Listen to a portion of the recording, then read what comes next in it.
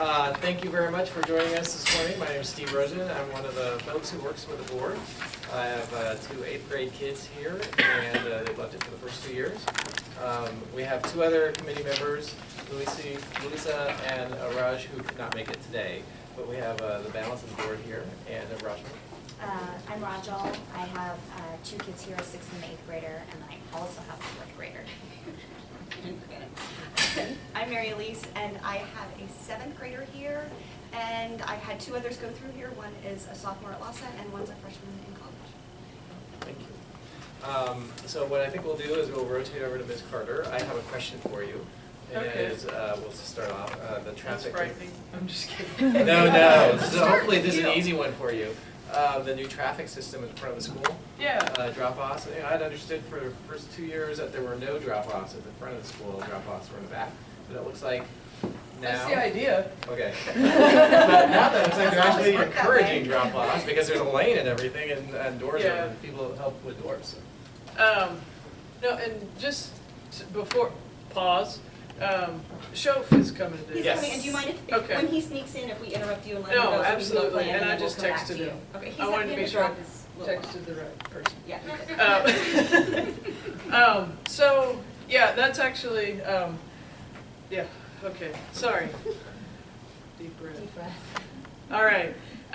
So yeah, the idea has always been that drop-off would be in the back, and the front was for buses. But obviously lots of people have been dropping off in the front all along.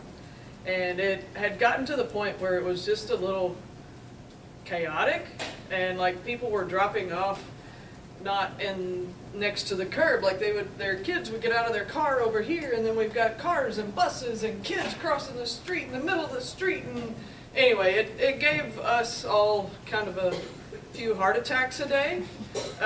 So we decided that we needed to do something about that so that none of our children get squished in the morning before school. And so, I mean, we're gradually making little adjustments to the plan, but yes, ideally kids are not dropped off out of a car in the front. There's the back, and I realize that lots of people come down Pennsylvania to take a right on Salina to get to the back. However, there are other ways to do that, and it doesn't have to be coming down Rosewood and turning left onto Salina. There are other ways to navigate your way back there, and so yeah, we would prefer that folks drop their kids off back there from a car. Some other options, if you hadn't already figured it out, feel free to drop your kid off at like Comal and Pennsylvania and skip the line, and you go on about your day, and they can have a nice little stroll up the sidewalk. They're young, they can handle it. I mean, unless it's pouring down rain or something. But and then, you know, other options. Personally, I wouldn't choose this one because it gets a little crazy there, but Leona, like, is the street that basically T-bones into Pennsylvania. Right there at the crosswalk, you could let them off there at Leona and then continue on about your day. But that does get a little crazy, so I would personally probably opt for the Comal in Pennsylvania and let them walk up the sidewalk.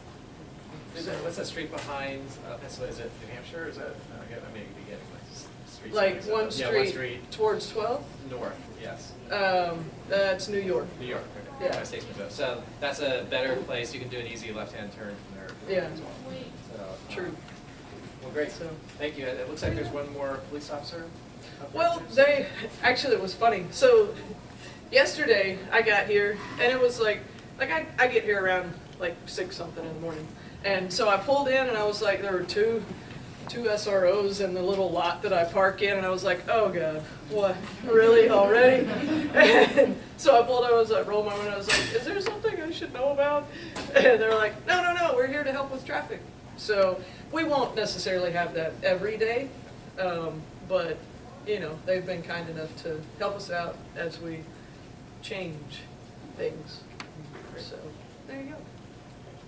Yeah. Any Any other announcements? I feel like I should like kill time until but we've got other, you've got other stuff. yeah, Okay. we can rotate. I mean, honestly, like I just saw y'all a couple of weeks ago. We're rocking and rolling. Honestly, but since we were talking about parking, I have to tell you the two funniest things that happened the first day. So the first day of this was that Tuesday. So there was one parent who is just hilarious. But he's driving along and he rolled down his window and he stuck his head out. I was like, "Hey, is this a taco line?" And I was like, "Man, I wish so. I wish." I was like, "Actually, if you want to go get a taco and walk back around and bring me one, that'd be fun." And then just a little while after that, I was looking this direction and all of a sudden I heard, "Woohoo!" And I was like, "What in the world?" It was Mr. Hendricks. He rides his bike to school every day. And he was going in and out of the cones. He's like, "You did this just for me." I was like, "No," but that's awesome, man. But no, I mean, we're rocking and rolling, and the first 6 weeks is about to be done. He's our faithful leader for the bike club too, right? So he'll teach your child how to get through those cones if your child likes to ride That's right. bikes. So He will. That's right. Good old bike club. And the bike club actually acquired a whole bunch of bikes through a grant, and the purpose of the grant was to encourage people to ride bikes instead of drive cars. So he actually let me borrow a couple of bikes over the summer, and I rode my bike to and from school a few times over the summer because I didn't have to look nice. But anyway. All right, I'm gonna be quiet now and let y'all know. thank you for that. I'm glad it's relatively from front. We have Molly here. Molly, do you want to do? We're waiting for Mr. Shoaf, so we're gonna move business around. Great, absolutely, thanks. We have the latest and the greatest on the information, but yes, we can take a question back. Do they get report cards at the end of the 6 weeks? What's that? Report cards. Progress reports. Report cards? Yes, You do it. Will you get a report card? This year, do y'all still get a hard copy? Yeah, I didn't think so. Yeah, sometimes Yeah. they come and sometimes. Yeah, that's not controlled by us. So, yeah, I don't think you probably won't get a hard copy. So, yeah. You'll get one in your You email. get in your email. You will get one in the email. Okay. Yes. You get it in the email, but I think they still mail out either the year end or the year end and the semester end. So I don't know if the 6 weeks is good progress reports and not. Well, what's weird is like, we always get a file that's a PDF of every single report card. So, which has always made me think that you should get them, but I hear from folks that that doesn't necessarily happen. So, I wouldn't count on a hard copy. I would count on an electronic copy. You can also download it in Teams. In Teams, The true. PDF. Yeah. And what's the next homework Friday is? Oh, it's near. Yeah, like next week. Yeah. Yeah. Great. You're welcome. Oh, that's right. It's for kids. That's right. Yes. Sweet. All right. We have our. Oops, sorry. Molly, you want to go? Okay, thank you. Mr. Shoaf, thank you Thanks. for joining us this morning. We have Mr. Shoaf. Many of you know him, but for those of you who don't know him, he's one of our most popular 6th grade teachers, social studies department. Teaches world cultures, also has a host of very interesting electives I'll let him talk about. Yeah, so I teach world cultures, which is my core for 6th grade, but I also teach a 7th and 8th grade elective called conspiracy theories, and then a 7th and 8th grade elective called World War II through film. Both of those classify as one of the, I feel like somebody's going to come in and tell me that I can't actually do this because it's really fun and it's an amazing opportunity for me as well as for the kids. I run them like I do a college survey course. And try to hopefully accentuate what they're learning in the course without overwhelming them or adding any more to their workload outside of class. And that's kind of the big belief about electives. But I'm not really here to talk about electives. So for those of you that saw me at Back to School Night, this is a little bit of an expanded version of kind of the thing that I said there. But the biggest thing is that your kids are waking up really early. They applied to an advanced academic program to get in. And our job is to make it worth it for them. You know, I mean, they're looking for something different than what their homeschool can offer, and that's the only reason why they're here. And you know, I know Mr. Natenberg talked to you, so I'm sure he told you about the growth versus a fixed mindset. Should I go into that? Or is that... He touched on it a little bit. Okay, so the big thing that we always say is embrace the struggle. I mean, 6th grade coming into this is a tough thing. In elementary school, inadvertently, they learn to associate getting something quickly with smart. And then they saw that, oh, if you didn't get it right away, then there was something wrong with it. We need to break that right now. Because academic struggle is what we want. We want them to come into learning, know that they're going to be pushed in some way. And our job is to kind of help them do that because they're, well, 11. So, I mean, they're young. And so we're not trying to push them away from academics. We're trying to teach them to embrace the struggle. And we use that vocabulary all the time, and we highly suggest you use it as well. I get emails from parents all the time that, I can't remember, oh, I think it was from you. Yeah, that said that your daughter now kind of closes her ears when she says embrace the struggle. But I teach her all the time. Like her older right. brother will say, "Nora, just embrace the struggle." And she's like, "I hate you." I mean, it's so corny, but it's very pertinent to the way that we believe about academics. So another thing is that 6th grade world cultures for a lot of these kids is their first real social studies course. And that can be daunting. And I get kids that come in and say, I don't even know what social studies is. You know, I get kids that come in and say, oh, well, they would have a pull-up, they have a little 30-minute lesson, and that was social studies. And I don't really fault elementary schools because it's not tested, you know, and then they're essentially trying to prepare kids to pass these standardized tests. So it's not really that big a deal, other than when they get here, they don't really know what to expect. And it can be jolting. And I hear over and over again that some kids have a lot of trouble with 6th grade world cultures. I'm okay with that as long as they're not struggling in silence at home for like hours and not letting anybody know about it. You know, some of the skills that we want them to focus on is obviously analyzing primary sources. We're going to spend a lot of time on evaluating bias, especially in today's hyper-partisan world. We need to have students that can figure out what is a good source and what is not a good source. That is something that takes time, and when you give them hard primary source readings, it's like a puzzle, and it just takes time to break it down into smaller parts and then to try to figure out whose agenda was going into it and you know what this document is actually telling us. So we spend a lot of time on that throughout the year. The other thing is writing. In 6th grade, we focus solely on writing paragraphs, not touchy-feely, you know, reflective paragraphs, but actually just the facts. This is what I'm saying, and this is what I'm proving. And we do that all year. We never add more than a paragraph because in 7th grade they put them all together, and then in 8th grade they actually create an essay that would be something that they could use on like an AP test, or at least the skills they could use to be successful when they get to high school.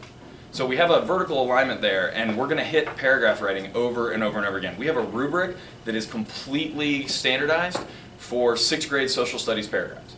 And all 3 teachers, Mr. Jackson, Ms. Crouch, and I all use it. It's posted on my website. They're going to have multiple copies of it because before we grade it, we make them take a look at it, the actual rubric, and underline the things that they feel apply to their paragraph that they just wrote. It's kind of a self-reflection before we put our grades on it. So then they can see what they thought versus what we actually think they earned when they were writing. After, we always have them answer some questions, kind of reflecting on what they did, how they wrote, and how they can improve it. That's obviously a big skill that we're focusing on. Finally, reading and annotating academic text. Now this kind of goes along with primary sources. There can be some, social studies annotation is very different than English annotation or ELA annotation. Social studies annotation is simply trying to break down the words you don't know and the concepts you aren't sure of so you can try to figure it out in smaller pieces. And it does take time, which is why the first thing we had them annotate, it's so short. It's 9 pages, but these are tiny pages of a book. And we do it with them. We go through and we look at their annotation, we try it, we talk about what good annotation looks like, we show them examples of what good annotation looks like, and then ultimately, then they answer questions after the annotation, which asks them to not only process, but hopefully also take the information and then apply it to something else. You may remember why geography matters. That was kind of one of the first things we did with that. But longitude, chapter 1 of the book Longitude, which we all read, was also where the first one that they really kind of jumped in. And some kids struggled with that. And again, that's okay. One thing I do want to caution you is I hate putting a time limit on homework because every kid is different. And you know, the thing that we say over and over to our students is you need to figure out what you need to do to be successful. And we will give you good practices. We will go over effective study skills and creating mnemonic devices and exactly how or the different techniques that some people use to be successful. But ultimately, the students have to figure out what works for them. You know, what I tell them on their first quiz, if they do well, whatever you were doing, keep doing it.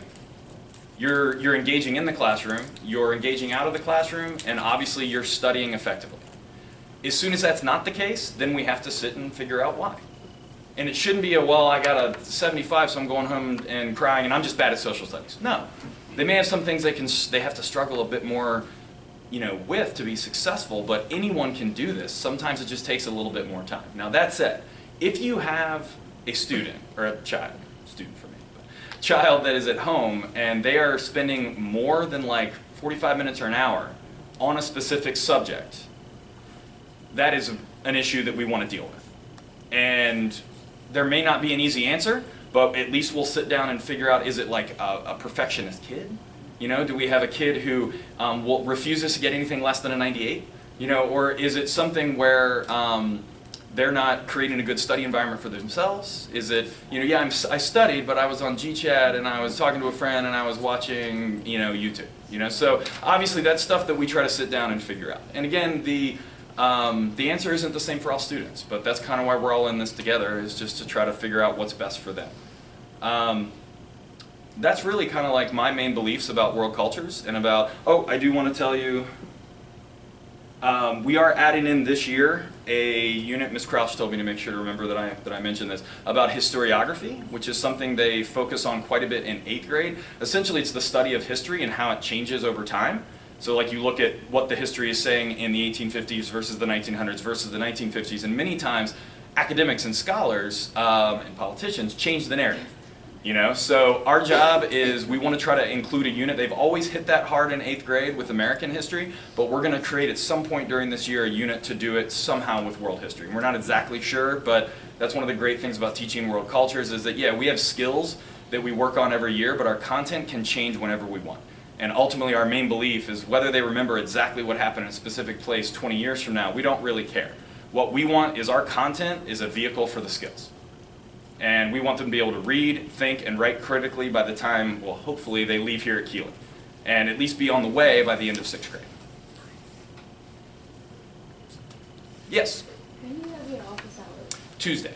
My office hours are on Tuesday, and I have a schedule posted outside my room of all 6th grade office hours. Do they have access to that document anywhere? I know it's been floating around over email, but I'll send it to Diane and she can maybe post it on, I know there's a huge document, but we have one specifically just for 6th grade magnet students. And it also includes the 8 different math teachers that 6th graders could possibly have. But mostly there's 3 cores in English, science, and social studies. But so mine are on Tuesday, Miss Crouch's are on Wednesday, Mr. Jackson's are on Thursday. So a kid, Tuesday, Wednesday, or Thursday, can go and get world cultures specific help any of those times. Now, we always tell kids that it's better to try to go to your teachers, just because even though we're doing this, you know, technically the same thing, we can sometimes get a little bit off on time. Just as Ms. Crouch might do something a little bit more quickly, I might need to slow down a little bit more depending on my class and students. So that's why we kind of say make sure you go, or at least touch base with your teachers. Like yesterday, Ms. Crouch had office hours, so I had 4 or 5 students in there, but they came down and talked to me first. We just had a brief discussion about what they needed to work on, and then they were actually retaking a quiz. So then they did that in Ms. Crouch's, but first they came and talked with me. Because I mean, we're always, you know, even when we don't have office hours, we're always around somewhere, usually doing something. So. Question? Is the curriculum integrated with science and English? Because one of the things I saw the kids, when they were doing their time project, they were also studying blocks and longitudes. So we have, I would love to tell you that this was a concerted effort to sit down and really think about ways to do this. But the in English it did. You know, a few years ago we made the decision that we were still going by we were jumping around geographically. Like the first 6 weeks is just broad, you know, culture, geography, but then we go to the Middle East and North Africa, we go to Asia, we go to Europe, and English was going to try to read books from that area when we were studying. And then essentially the connections that even the kids were making when they were coming in were unbelievable. You know, and this year I actually have a unique situation where I'm kind of teamed because of the weird A-lunch schedule with another English teacher. So all 4 of my core classes are also the exact same classes that go to her. Like we swap them. So we've been talking about ways that we could create an interdisciplinary project based on that concept, and then we could have them work for 2 periods in a row. You know, we could have them split up into groups between the classes. The options are endless, and you know, teaming is something that we've always kind of asked for or said it's, you know, it's good practice to try to figure out with the schedule, but it's very complicated, and it's kind of a wonderful byproduct that the new lunch schedule kind of created that. As far as science, we use Miss Pierce. I don't know if any of you remember Miss Pierce. She was a former science teacher here. And she was the one that started connecting John Harrison from the Book of Longitude to like the Time Project and what they were doing. So I had a conversation with her, we talked about it, and we end up you know, talking about the fact that when they're reading about longitude and reading about John Harrison and inventing this clock and how he does it, we also mention the Time Project, and then they essentially get ideas about what they're going to be doing. They get to see some guy actually make a piece in a short little documentary that we show them, which gives them a lot of ideas for their Time Project. So that one was not planned, but when we realized what had happened, we stepped in and accentuated it as much as possible. Questions? World cultures? Kealing? Anything? Well, social studies electives, and yeah, I'm not sure if there are requirements per se, but our kids have liked the diversity of the choice within the social study department. Like, how do you guys come to those courses? Is it based on instructor interest? Is it feedback with the students and the administration, or? So I would say both. You know, I mean, ultimately for years, I mean, this is my 13th year here, I think, and you know, for the first 3 or 4 years, the big push was that teachers, especially magnet teachers, had to write electives that they were passionate about. And obviously, you hit a mass exodus, right? Where I mean, that's not the term I'm looking for. I can't think of it. But you hit a tipping point where no matter how many electives I make, I still need to teach 4 cores, right? So I can't teach anymore. Sometimes when you write a class that ends up becoming popular, a lot of kids sign up for it, another teacher ends up teaching it, which can be wonderful. Like, I didn't write conspiracy theories. I borrowed it from Miss Jones and then kept it. And because she couldn't teach it one year, and then she's like, that's fine, you did different things with it, and you should keep it. World War II through film, I did write. Now, because of that, and because we have turnover from year to year, sometimes we have teachers that don't teach electives, but hopefully they are always thinking about new classes to create that could be exciting for kids. You know, I know last year I had a discussion with kids that they wanted a class about plagues. They wanted a class about how like plagues, pestilence had actually influenced world history. And it was when we were studying the Black Death in Europe that it kind of came up, and that was too late to write the actual class. So this fall, I'm trying to put together at least an idea so it could at least get on a choice sheet, and then kids could sign up for it. Now the class doesn't get created until enough kids actually do it, and I have space to teach it. But that's kind of the process that we go through to try to, you know, create new classes. And sometimes electives, I mean, we don't use the term die, but sometimes they take a little rest for a little while, and many times that's because a teacher who was very passionate about it can't teach it or moves on, and that's okay. Many times those electives get resurrected later. So it's just a constantly changing thing, and I mean, as long as the kids have a lot of choice on the choice sheets, and they know that all of those will not become classes, but enough of them will, I hope, to make this experience worth it, because, you know, kids come here for the electives.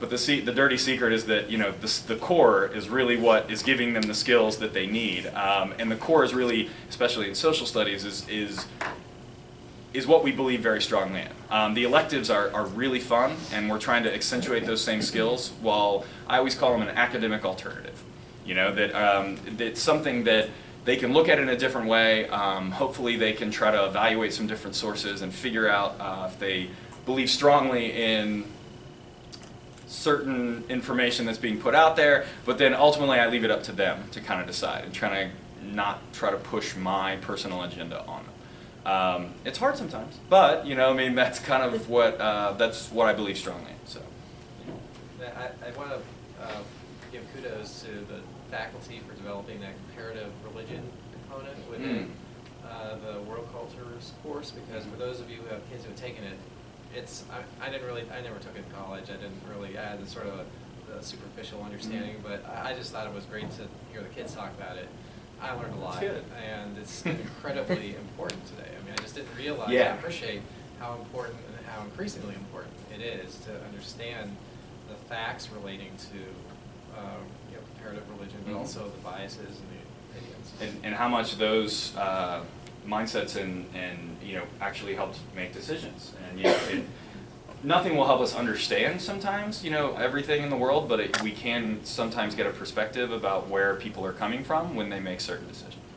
That's the same thing. I didn't have that when I was growing up. There was no Kealing when I was growing up. I grew up in Virginia, and middle school and high school was something that was just easy. It was just something, oh yeah, I'm good at school.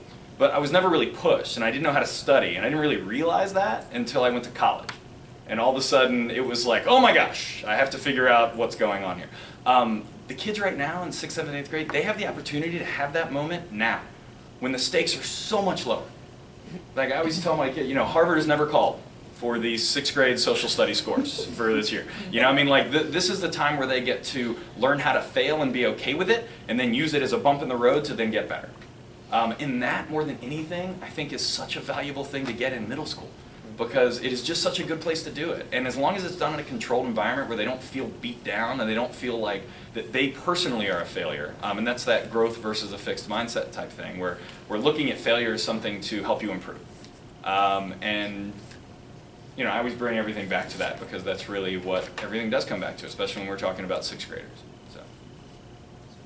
Is that comparative religion in world cultures or? Yeah, so it's in world cultures. Would actually be an interesting elective too. Although what we always tell them is that kids always go, we can't talk about religion in schools. I'm like, actually, yes, we can. We can't push one religion over another, but we can certainly discuss the history of different religions and how they were formed and their specific beliefs.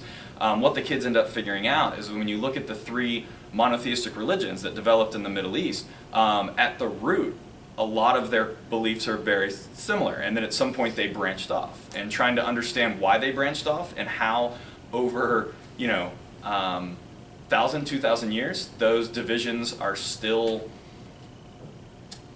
in the world today is I think a powerful thing for kids to see. And I know I didn't get it when I was younger. I don't even know if I got it in college. Depending on if I'm sure it was touched on in my world history type class, but I just think it's an important thing for them to know. And they do like a graphic organizer where they actually have different categories and they apply them to the 3 monotheistic religions. This is just in our Middle East unit. Then we add in a bunch of, I think 7 or 8 more when we look at Asian religions. And even some talk about, should we even call them all religions? Some of them are more a way of life or a practice than necessarily a system of beliefs. But I just think it's a good exercise for kids to experience. So we do change things from year to year. That's something that we have always kept and probably always will. There's a few core things that we want to make sure that we hold on to. And yeah. the timepiece, or that in the past years where it's just happened that they occur at the same time, that video you're talking about, is that happening again? Yes, that okay. It did happen. We already did longitude, and I already told them, every single one of my classes got a brief little synopsis of the time project that they would be doing in science. It had not been introduced yet in science, but science knows that we have already shown them this film about how, making essentially a timepiece or a clock. And and what science is doing this year, the time project used to be some of you who have older kids who went here, the old time project was this just this bear of a thing that they would just hand it to the kids and kind of push it across the table and be like, good luck, see you in 6 weeks with the time project. Well, this year they have completely, and they've changed it a little bit every year. This year is completely revamped. They're doing all the building in class, which is the way it should be. Like when we do projects in 6th grade, all the projects are actually something that we're going to be doing in class, because we want to see how they're working together as a team. And the time project is an individual thing, but you want to see their progress. You don't want to just push them at home and then say, oh, well, maybe it'll work out okay. And what ended up happening is that kids would come in the week before it was due and they hadn't really done anything. Well, this time that will be completely taken care of. They've also limited their options. They still get some options, But before there were like 15 different ways that they could build a clock, and then the kids would just jump down a rabbit hole and spend 8 hours doing something, and it didn't work, and they would have to redo it. You know, which technically that's life, but at the same time that's not really what the entire experience to be in 6th grade science. So this year I think they gave them, and I talked to Ms. Jones about this the other day, but I think they gave them 3 options this year. And I believe they've already introduced that project, or at least they're about to. They have. Yes. 5. 5 options. Okay. Less than it was. But and again, you know, I think feedback from you guys is really important on this, because you know, obviously we're always trying to change some of the stuff we do, especially if it's something that we realize was. I mean, some kids could do it, but if it doesn't achieve the goals that we want, and it's not a good experience for kids, then why are we doing it? You know, and so please never feel bashful to send an email, a nice email, to you know, asking about the purpose of stuff, or what you know, what actually the teacher wants, because the big push the past couple years has been for teachers to really kind of figure out, like, okay, this assignment that you're giving a kid, why are you giving it to them? What's the value, and what are they going to get out of it? And you know, we've actually started to talk about that more in class, which I think is a really good conversation to have with kids, so they understand why they're doing certain things. But you know, it's a work in progress, like everything. You know, we're always changing, and we always are trying to improve, and so your opinion matters. So, yes. I'll preface by saying it's maybe really a question for the English teacher. But I want to say, A, I'm super excited to hear about your approach, that the content is primarily a vehicle for developing the skills. Mm-hmm. Also, at the same time, very excited about the idea that there's a content overlap between English that provides lots of opportunities. My question then is, what is your understanding of the complementarity of the skills in English and social studies? In other words, you're working on the scale in the paragraph. Are they working on the sentence, or what's, you know, So what's their... I've actually had the conversation with the English teacher 2 days ago about this.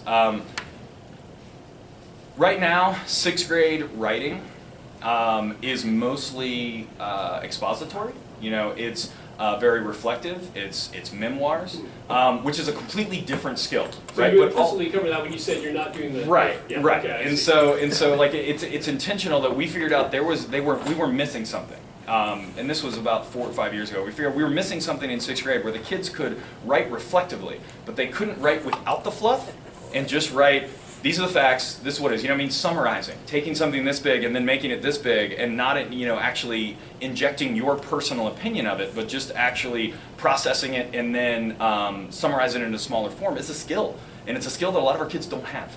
And so we decided as a 6th grade social studies that would be something that we would focus on. And English knows this, and English knows that their writing is more focused on kind of reflection and critique, and ours is more, you know, just the facts social studies type writing. But, and then again, I think the important component of that is that it's also being carried up in 7th and 8th grade. You know, in 7th grade, they're taking these paragraphs and putting them together. 8th grade, they're hopefully making, you know, responding to DBQs and analyzing documents, and, you know, it's something that it's a process. And English ramps up their writing every single year as well. You know, and then we also have this 7th grade writing test, which is always something that I know administrators think about quite a bit, but it's, you know, and it is more of a response thing. You know, it is, I don't want to say it's completely reflective, but it's definitely expository, you know, the thing that they have to write. So 6th grade English is kind of preparing them for that when with the writing that they're doing in 6th grade, whereas, you know, I feel like we also focus a lot on just sentence structure, and we also focus a lot on building a cohesive paragraph with a topic sentence with supporting details that actually support that topic sentence. And if we can get them doing that, then they're going to have no problem on the 7th grade writing. And obviously the big goal is much more than just that writing test. Thank you. Any last questions? Yeah. All right. Thank you so much for your time. Thanks a lot. I didn't even use my notes that much. That was good. Last question. Actually, I did last one. Do you need anything from us by way, like, Magazines were always a big deal. Yeah, so this year we've started, normally I used to be just absolutely inundated with magazines, whereas like I had National Geographics just falling off shelves everywhere. But then we kind of went the other way and I moved rooms a couple times, and so we kind of purged a little bit. And this year we've started to kind of give them more options when they're doing short little activities to cut out pictures and post them on a poster, or to somehow accentuate it and write a caption explaining how that relates to whatever they're doing. And we realized, and at least I'd forgotten, that like kids love cutting things out, and they love finding a picture, and they love pasting on something. It's something so kind of small, but kids get so excited. And so that said, if you have National Geographics, I know that, or send the teacher email. Don't just show up with hundreds of them, but we're definitely looking for more donations of old magazines than we did before. All your. Yes. I think, actually, I stole most of mine from Mr. Jackson, so he probably needs some more as well. So, borrowed. Thank you. All right. Well, thanks a lot. I appreciate it. Thank you. Thank you. Ms. Coburn, since you're here and you may get called out in a moment, do you have any comments or updates? Sure. We I don't know what I talked missed about already. parking. Yes, of course, we're going to talk about parking. We did. I may do that from the hallway though, so. No, we did, and nobody threw talk about anything. parking? There was even like head nodding. It was good. It was smoother this morning. We're working with transportation and AISDPD to get it moving faster, but we've got to get our kids out of the middle of the street. The number of near accidents we've had, we're thankful that we haven't actually had a student hit by a car. So thank you all for being supportive and participating in that change. Yeah. I have a question about it. So the other day, normally I do the back drop off and it goes down Pennsylvania. We were running late and I saw there was this huge line that was going of cars past Pennsylvania hitting Kamal. So we just went around Chacon. But I'm wondering, for those kids, do they get tardy? Like if they were in line, but by the time the cars go through, like what's the school policy on that? We don't mark tardies as we're making changes, in the same way we don't mark tardies when there's an accident and a bus is late. So there's been some first period grace this week as a result of the change. We know that some people were encouraging folks to take Chacon or to come up 11th. The reason we blocked off Pennsylvania is that a lot of parents were coming in the second and third lane, dropping their kids in the middle of the street, or zooming through to get around the back and almost hitting kids in the crosswalk. So it was better this morning. We got every student in the building well before the bell, but we'll keep working on it. But yeah, we don't mark tardies in those situations. Homework hiatus is next week. Hopefully y'all are ready for this. I think our teachers are ready for this. It is recruitment time, so Ms. Carter, I'm sure, has talked to you about how she's off campus a lot. Yeah, I mentioned it at one. I didn't say anything this morning, but yeah, 9 schools down, 70 something to go. You're going to every single one. Yeah. That's changes. They're so cute. They're real cute. Our teachers are busy at work as usual. What you heard from Mr. Shoaf, you'd hear something similar with a different context if you talk to any of our staff. There's been a lot of work. You brought up the question of how closely do you work with other content areas. That's been a lot of what our teachers have been working on this year, building-wide. That's something they want to continue to do. And Ms. Carter, of course, is going to figure out all of the scheduling pieces to make that happen. But we're really excited to see that work.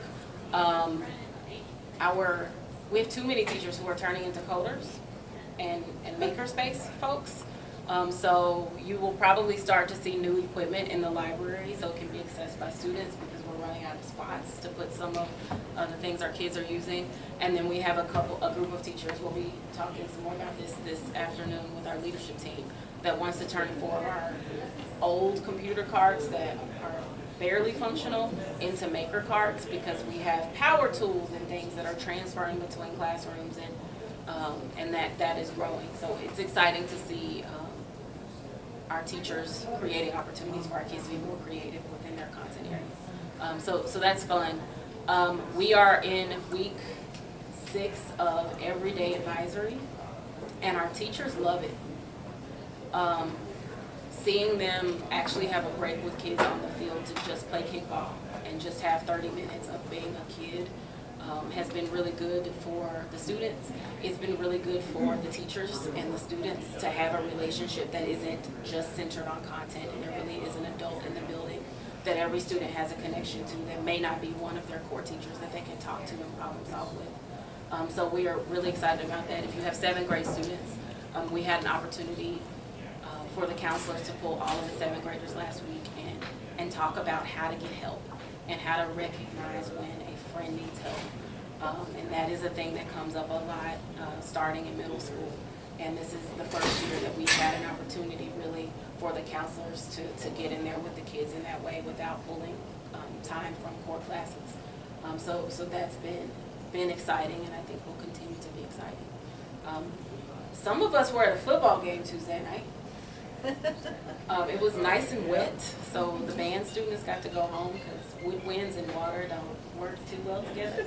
But we beat Garcia, and they killed us last year, so that was really exciting for our players. Well, the 7th grade won, and the 8th grade tied, which, considering how bad they lost that game last year, they were very proud, and we were proud of them.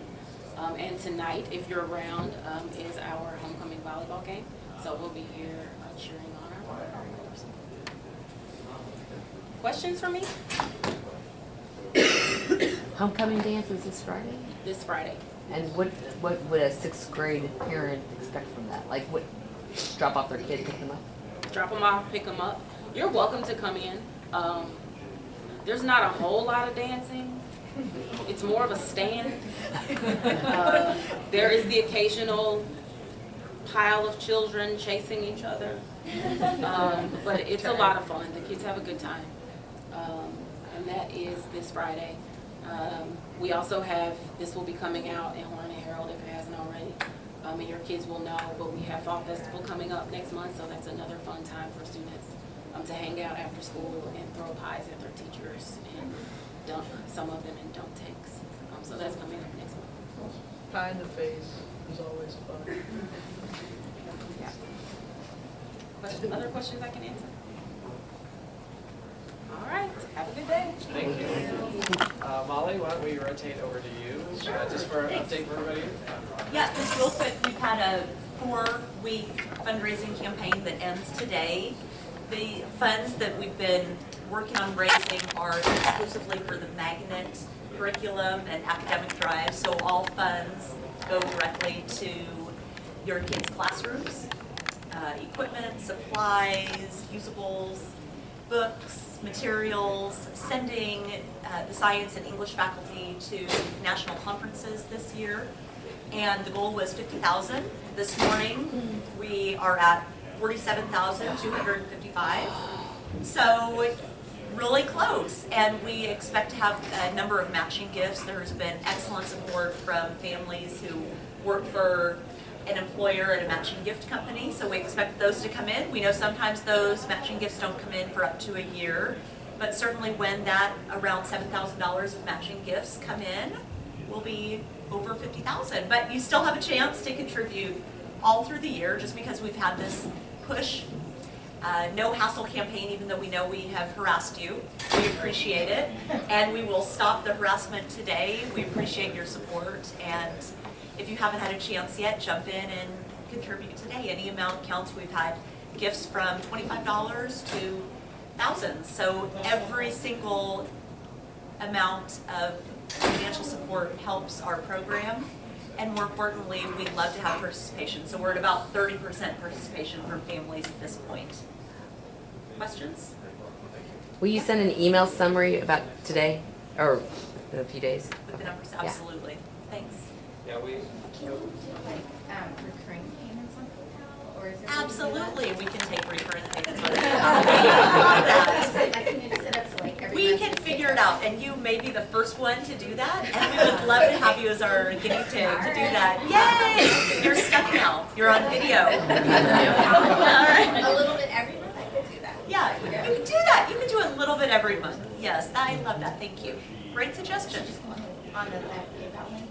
I'm Could gonna I- write it out. Could I get your email address? Gita, Rajal, they're the experts Okay. at this. Yeah, 'cause I haven't done it. Thank you. I'm just wondering how the fundraising compared to last year. I think it's It's pretty close. It's a little bit higher, I think, than last year. If we get all the matching gifts in, we'll be a little bit above last year's numbers for this time last year. I'm sure it was tough this month, and all the other needs in our community and the state that probably took away from those who just cheered in the beginning. So I don't know if you do, you probably don't do a holiday fundraising. This is all we've decided to do. We've decided to do it. We didn't want to burden families with selling items or Thank you. having kids having to go to door selling stuff. So this was our way of making it as easy as we could for families to support the magnet program. So this will be it. And we won't do anything else in the holidays or through the year. I just want to thank Molly. She ran a tremendous campaign, and because of her, we're going to be able to support our kids this year.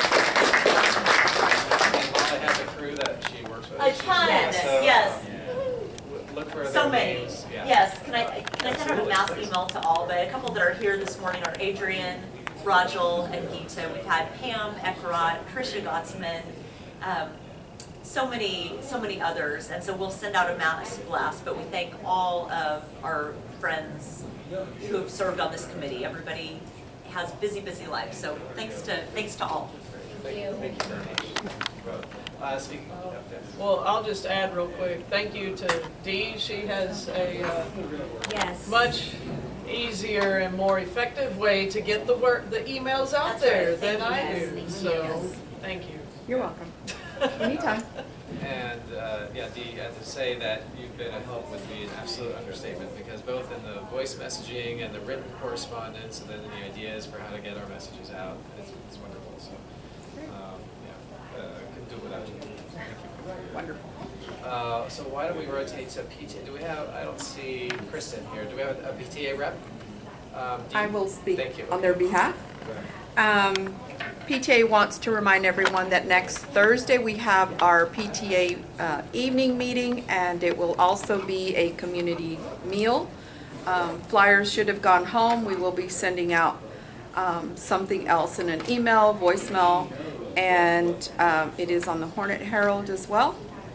It's also a potluck, so PTA is providing the main dish, and then there's a sign-up link as well. The other thing is, if you'd like to be on the committee for the Thanksgiving community meal, please let me know at the end of this session, or email me or call me and say I want to be on the planning of that. This year it's been a little difficult trying to find a good date, and instead of a Saturday, it will be on a Thursday evening. Because we have so many things happening here at Kealing, and that was the only way that we could really make it work this year. So it's going to be Thursday, November the 16th. We have a volleyball game, I guess, here that night, and band is doing something. And so that's a little bit more of a bang for our buck, because we'll already have the kids here. They get to have their dinner, do their thing, and we'll have parents here. So you'll get to eat and go to the game. The other thing is that our 3 feeder schools, Blackshear, Campbell, and Oak Springs, will be participating as well. So they will be donating to the event, and they will be providing us with some entertainment from their campuses during the meal. So this is truly a community event. Bring in your neighbor, whatever, with you. But once we get completed with all of the details within the committee, we will definitely put that out to you. So, all right, great. We have one additional key volunteer request. It's super important. Gina Vance runs our shadow program. Everybody who's in this room probably participated in some way. We're the beneficiaries of all of her work, but because of rotations, she needs to transition that for the coming year. So this is a key year in terms of training whoever it is that may be interested. Even if you can only do it for 1 year, we still need somebody to help with Gina. So if anybody has any interest at all, or knows somebody who has an interest, please let us know. You can email any of us, or go to the KealingMag.org website and find information there, and email Gina. But we desperately need somebody, and that work starts pretty intently probably in November. and Gina's already working on it. I mean, she's got the algorithm, and she'll be working with the administration in terms of pulling kids. But it's really important because it's the 6th grade children who are the ambassadors. So it's the parents, most of the parents in this room who are probably got the kids who are going to be involved with the program as well. So this is a perfect opportunity to help out the school on a very important matter. So the last item, I believe, is the minutes. I have 2 things real quick. Ms. Coburn added some things via radio. Just FYI, especially 8th grade parents, October 19th from 6:30 to 8:30 in the evening will be the LASA showcase here. Roadshow. I'm sorry, LASA Roadshow. My bad, thank you. And then also, during the month of October, there will be high school information going out to 8th graders through advisory.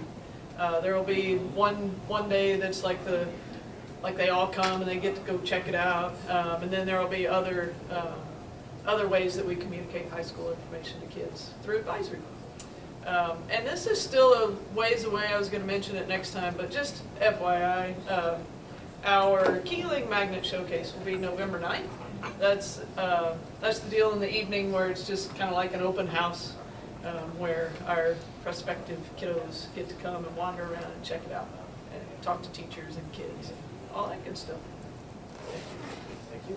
Did I understand LASA will not have an open house, but they are doing the roadshow and No, stuff? I'll talk about it in a second. To go back to your 8th grade things that are happening here in advisory, I had a question from a parent, and parents should show up to that.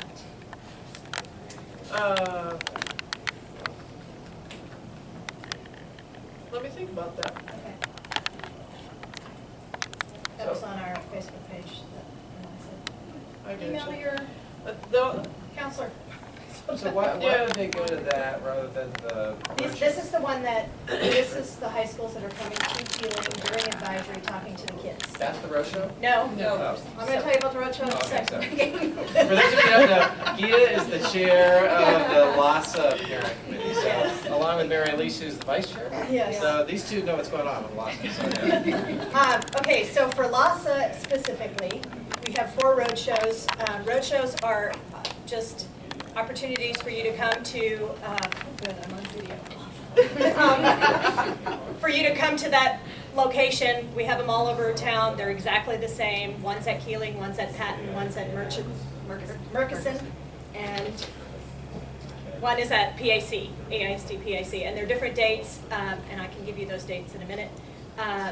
And they're 6:30 to, what time did you say? 6:30 to 8:30. 6:30 to 8:30, and those are kind of presentations. You bring your child. There are lots of students that speak. There are teachers that speak, and then the academy director.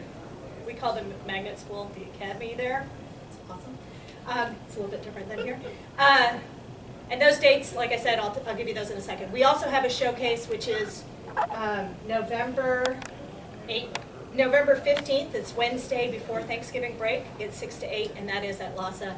And it's just like the Kealing one. You come and walk around, and you go to all the classrooms, and that's for kids and parents. So what are they called? Roadshow. Roadshow dates are October 10th at the PAC, October 11th at Murchison Middle School, October 19th at Kealing, and October 26th at Patton Elementary. So what may be given during the advisory period that the parent would want to go to that they could not get during the roadshow or the... So there are other schools coming to advisory besides LASA. Ah. And that was in the Hornet Herald this past week. There are different dates. And, my only hesitation is that if we put it out there to the world of parents, come, then I'm afraid we'll have more people than the space can handle. right. So that's my only hesitation. It's not like we're trying to, And yeah. And correct me if I'm wrong, but KMag already does a Yes. high school presentation in November-ish, right? Yeah. At one of the meetings? LASA, Anderson, McCallum. and Austin High. Some is Austin. Bowie, perhaps. You should try to do whatever schools have special programs. So, but they're not doing, if I read the Hornet Herald right, they're not doing the high school, they had one at Austin High Yes. last year where all the They're high not schools doing the were- high school fair They're anymore. not doing that. That was nice, that's too bad. What was the date again for the Kealing teams? The Kealing Magnet Showcase is November 9th. Any other questions? Yes. This has to do, since you're doing the outreach to elementary school, is the admittance policy the same as the new one that you went over last year? Is the same thing? Yes. Yeah, we will, it appears to have had the effect that we wanted. So, I mean, we're sticking with it. I'll leave it at that. Any other questions? All right, our last item of business is just reviewing. We'll take 10 seconds of the minutes from our last meeting, and we need to approve those. And do we have any other business? Mary Elise? Great. So thank you all. Mr. Shoaf is in the back. I will say, if you collect airline points, you can sometimes cash those in for magazines if teachers need that. So that's, I have like unused points. Do you collect what? Airline points, hotel points, you can cash those in for magazines. And I seem to never have enough to actually get a decent ticket, but so I'm always looking for ways I can do that, or they snatch them away from you. Watch those deadlines. You can make use of, get a couple subscriptions that might be useful for teachers. And so with that, do we have any comments relating to the minutes? Any objections? All right, all in favor? Do I have a second? Second, great, all in favor? Aye. Thank you very much, it passes. We're right on time, thank you guys. Happy 6 weeks. Thank you.